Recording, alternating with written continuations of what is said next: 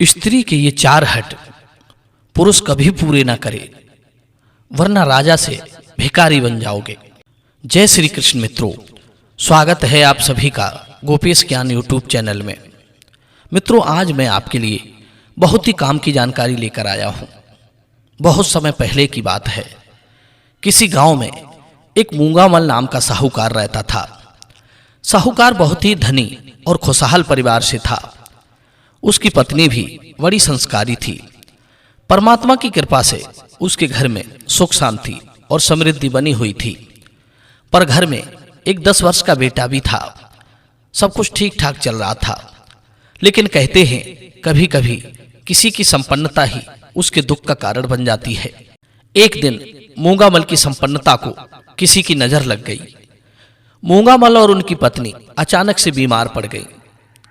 माता पिता की ऐसी हालत देखकर बेटा बड़ा घबराया। काफी उपचार करने के बाद भी मूंगामल और उनकी पत्नी ठीक नहीं हुए और एक दिन वे दोनों स्वर्गवासी हो गए। माता पिता के गुजरने के बाद घर की सारी जिम्मेदारी उस 10 साल के बालक प्रभात पर आ गई। अभी तक तो वो माता पिता जो धन संपत्ति विरासत में छोड़ गए थे, उसी से अपनी गुजर चला रहा था। धीरे धीरे जब वो बड़ा हो गया और उसकी आयु 20 वर्ष की हो गई, तो उसकी बुद्धि भी विकसित होने लगी। एक दिन उसने सोचा कि अभी तक तो मैं माँ बाप जो धन छोड़ गए थे उसी से अपनी गुजर बसर कर रहा था, पर कहते हैं खाली बैठकर खाने से त्रिलोक की संपत्ति भी कम पड़ जाती है। मनुष्य को चाहिए कि वो निकम्मा बनकर ना रहे। धन की वृद्धि के लिए निरंतर प्रयासरत रहना चाहिए। धन के बिना ये जीवन मृतक के समान कहलाता है। कहते हैं जैसे अधिक पैदल चलने से शीघ्र बुढ़ापा आ जाता है, घोड़े को बांधे रखने से वो शीघ्र बूढ़ा हो जाता है। बिना मैथुन के स्त्री बूढ़ी हो जाती है, उसी तरह बैठकर खाने से मनुष्य एक दिन निर्धन हो जाता है। मनुष्य के जीवन में दरिद्रता अत्यंत अपमानकारी कष्ट है, जिससे मनुष्य का शरीर तिल तिल गलता रहता है। प्रभात ने सोचा कि क्यों ना जो धन मेरे पास बचा हुआ है उसी से कोई व्यापार शुरू किया जाए। यही सोचकर प्रभात अपने घर से कुछ धन लेकर व्यापार करने के लिए दूसरे प्रांत की ओर चल दिया। चलते चलते दोपहर हो आया। हारा थका वो एक वृक्ष के नीचे बैठकर आराम करने लगा। वृक्ष की शीतल छाया में थोड़ी देर बैठने पर उसे नींद आने लगी। वो अपने धन की पोटली को अपने सिरहाने रखकर सो गया। थोड़ी देर के बाद जब उसकी आंख खुली तो देखा कि उसकी धन की पोटली वहां से गायब है। कोई उसके धन को चुरा ले गया था। धन को अपने पास ना पाकर प्रभात बड़ा दुखी हुआ। सोचने लगा, अब मैं व्यापार कैसे करूंगा, कोई मेरे धन को चुरा ले गया है। मित्रों, प्रभात ने निश्चय किया कि अब आगे जाने से क्या फायदा। शाम होने वाली है। आज की रात मैं इसी पेड़ पर चढ़कर बिता लेता हूं, सुबह होते ही अपने घर लौट जाऊंगा। मित्रों, उसी समय प्रभात वृक्ष की एक मोटी सी डाल पर चढ़कर बैठ गया। रात काफी हो चुकी थी। तभी उसने क्या देखा कि उसी वृक्ष पर 4 प्रेत रहते थे, जो रात्रि होने पर वृक्ष पर आकर बैठ जाते थे। उन प्रेतों को नहीं मालूम था कि आज हमारे घर कोई मनुष्य मुसाफिर आया है। प्रभात डाल पर लेटा हुआ उन प्रेतों की बात बड़े गौर से सुन रहा था। वे आपस में कुछ बातचीत कर रहे थे। उनमें से एक प्रेत बोला, भाई, आज मैं आपको एक अचरज भरी बात बता रहा हूं। इस शहर का जो राजा है वज्रदंत, वो अपनी कन्या के साथ बड़ा अन्याय कर रहा है। उसकी कन्या वज्रविंदा बड़ी ही सुंदर और कम आयु की है, लेकिन वो उस कन्या का विवाह एक बूढ़े राजा के साथ कर रहा है। वज्रविंदा ये जानती है कि उसका पिता उसके साथ अधर्म कर रहा है। उसने ये निश्चय कर लिया है, यदि उस बूढ़े राजा से उसका विवाह हुआ तो वो आत्महत्या कर लेगी। दूसरा प्रेत बोला, भाई, मुझे तो लग रहा है कि राजा वज्रदंत की बेटी की इधर से डोली जाएगी तो उधर से अर्थी आएगी। तीसरा प्रेत बोला, ये तो बड़ा अन्याय हो रहा है। यदि ऐसे अधर्मी पिता बेटियों को मिले तो बेटियां ज्यादा दिन तक नहीं जी पाएंगी। चौथा प्रेत बोला, भाइयों, यदि ऐसी बात है तो हमें उस कन्या की सहायता अवश्य करनी चाहिए। सोचो, मनुष्य योनि में हमने कितने पाप किए थे, उन्हीं पापों के कारण आज हम प्रेत बने हैं। यदि हमने ये पुण्य का काम कर दिया तो हो सकता है हमें प्रेत योनि से मुक्ति मिल जाए। फिर उनमें से पहले वाला प्रेत कहता है, हे भाई, आप कह तो ठीक रहे हो, पर हम उसकी मदद करेंगे कैसे? हमारे पास हमारा शरीर ही नहीं है, हम तो अनंग हैं। हाँ, यदि किसी मनुष्य का हमें साथ मिल जाए तो हम उस राजकुमारी की सहायता अवश्य कर सकते हैं, पर मनुष्य इस जंगल में आएगा ही क्यों? मित्रों, उधर प्रभात डाल पर बैठकर उन प्रेतों की बात ध्यान से सुन रहा था। प्रेतों के मुख से राजकुमारी की सुंदरता की प्रशंसा सुनकर प्रभात के मन में राजकुमारी के लिए सहानुभूति उत्पन्न हो गई। प्रभात उसी क्षण प्रेतों को आवाज लगाते हुए बोला, हे प्रेतों, मैंने तुम्हारी सारी बातों को सुन लिया है।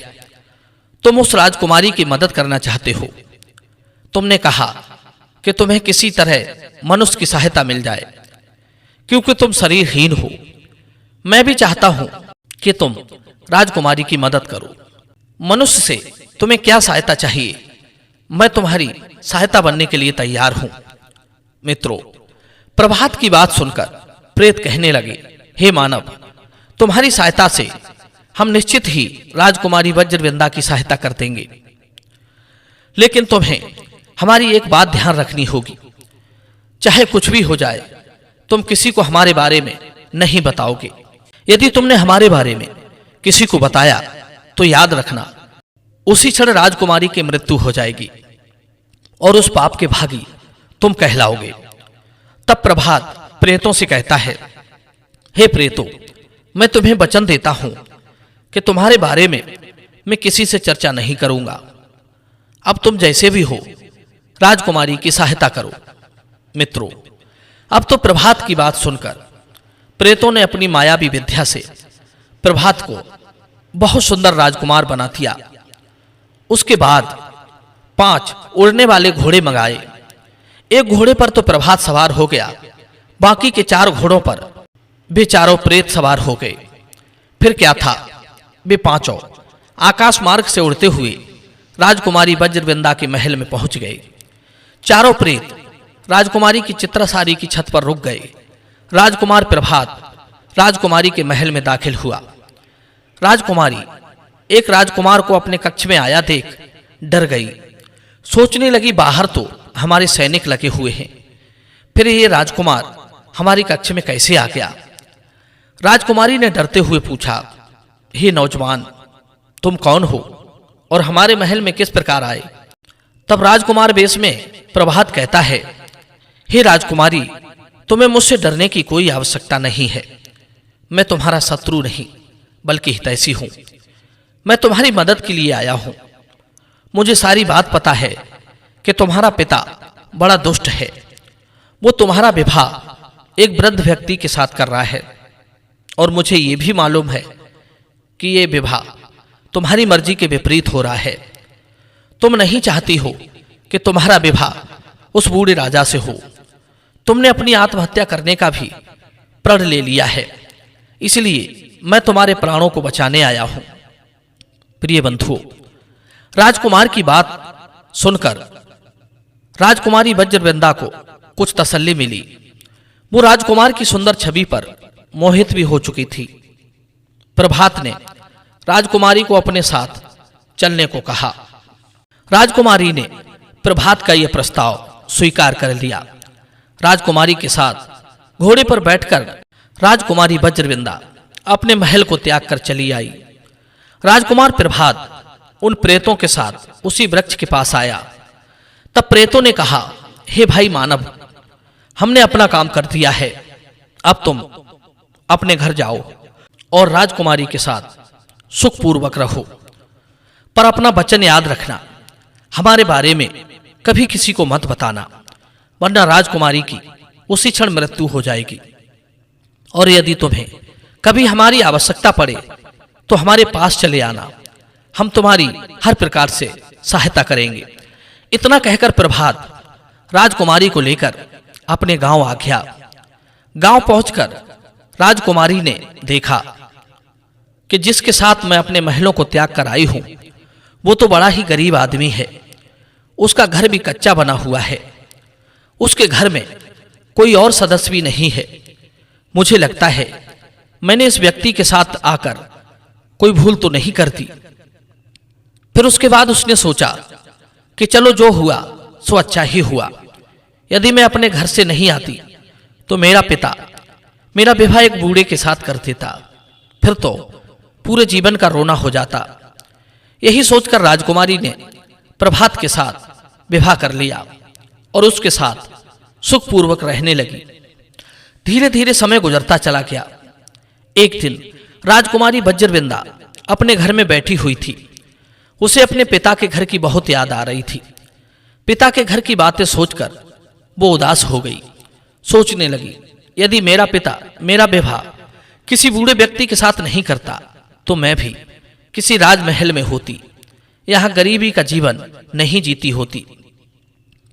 राजकुमारी को उदास देखकर प्रभात समझ गया कि आज उसकी पत्नी किस लिए उदास है।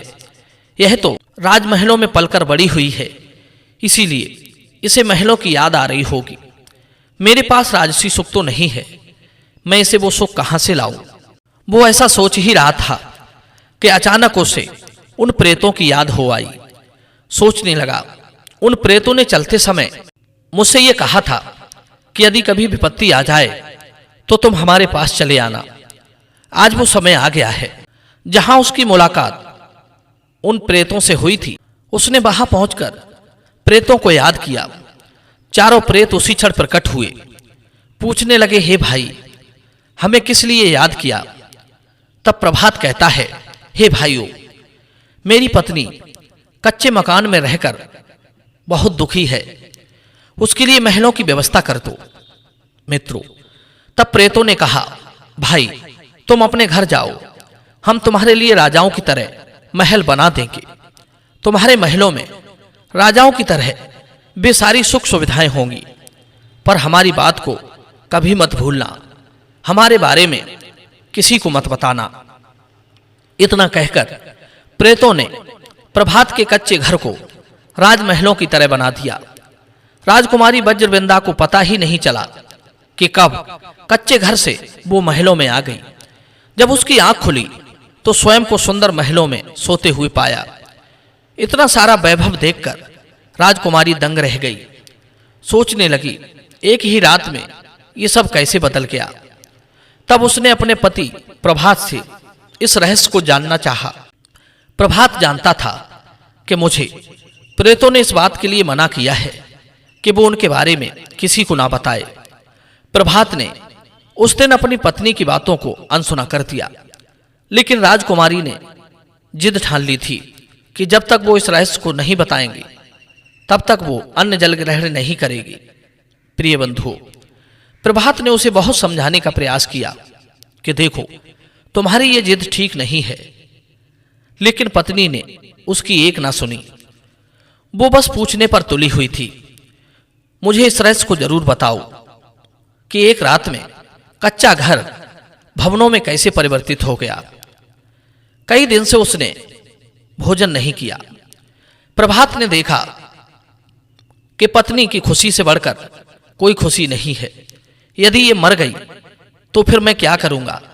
इसलिए उसने उस रहस्य को पत्नी के सामने उजागर कर दिया कि देखो, 4 प्रेतों की सहायता से मैं तुम्हारे पिता के घर से तुम्हें लाया था और उन्हीं ने ये महल बनाए हैं। अब क्या था, प्रेतों का नाम लेते ही राजकुमारी वज्रवृंदा का देहांत हो गया। वे राजसी महल फिर से कच्चे घर में तब्दील हो गए। सब कुछ पहले की तरह हो गया। वो फिर से गरीब हो चुका था। यह देखकर प्रभात बड़ा दुखी हुआ। सोचने लगा, इससे अच्छा तो मैं इस रहस्य को रहस्य ही रहने देता। मित्रों, इसीलिए कहते हैं कभी कभी स्त्री हट बहुत दुखदाई होता है।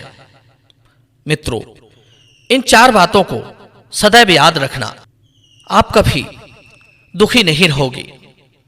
पहली बात, जिस हठ से पति के प्राण संकट में पड़ जाएं, उसका मान अपमान हो जाए, ऐसा स्त्री हठ पुरुष को कभी पूरा नहीं करना चाहिए।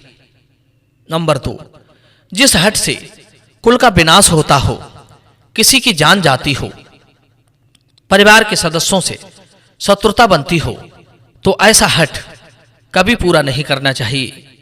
तीसरी बात, जिस हठ से आपका यश नष्ट होता हो, आप पर कलंक लगता हो, ऐसा हठ कभी पूरा ना करें। चौथी बात, जिस हठ के कारण धर्म का उल्लंघन होता हो, शत्रु के आगे सर झुकाना पड़ता हो, पत्नी का चरित्र बिगड़ता हो, सर पर व्यर्थ का कर्जा चढ़ता हो, ऐसा हठ कभी पूरा ना करें। प्रिय बंधुओं, ये कहानी आपको कैसी लगी?